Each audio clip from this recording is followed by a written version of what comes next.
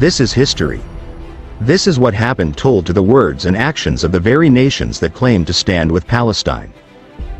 So before we jump in, drop a like. It helps us push past the algorithm and get this information to more people. Alright, now let's get into it. It all began in 1948 with an event that the Palestinians called the Al-Nakba, or the catastrophe. It was the moment everything changed. The moment hundreds of thousands of people lost their homes, their land, and in many cases their future. But to really understand how this crisis began, we need to step back to the late 1940s, a time when the Middle East was already on the brink of war. After World War II, Jewish immigration to British-controlled Palestine had skyrocketed. The horrors of the Holocaust had intensified global support for a Jewish homeland, and Zionist movements had grown stronger, pushing for the creation of an independent Jewish state.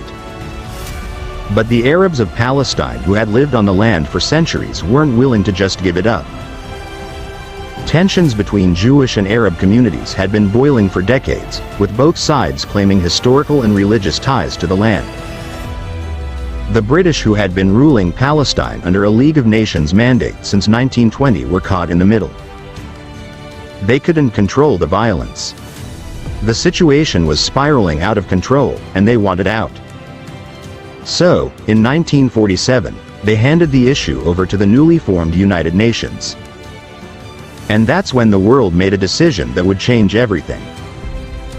The United Nations proposed a partition plan that would divide Palestine into two states.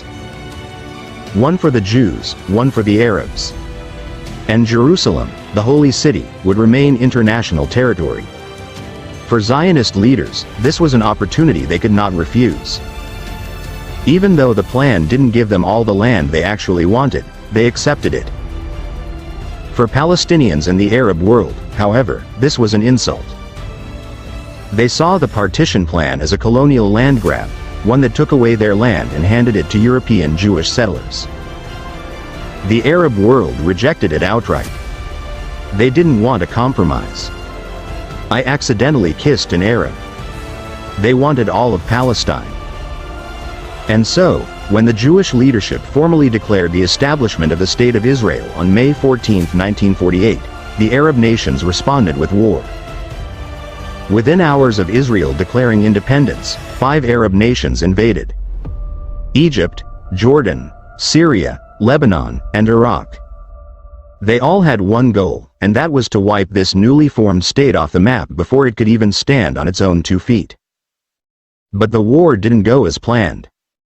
Instead of crushing Israel, the Arab forces found themselves divided, uncoordinated, and outmaneuvered. The Israeli military, despite being outnumbered, fought with brutal efficiency, using weapons given to them by the British Empire, seizing more land than was originally allocated to them in the UN plan.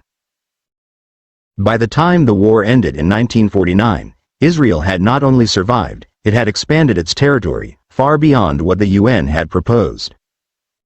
And in the process, over 700,000 Palestinians had been displaced. As the war raged on, hundreds of thousands of Palestinians fled or were forced to leave. And the story continues. Check out the part 2. For more updates like this, flash updates, got you covered. See you next time.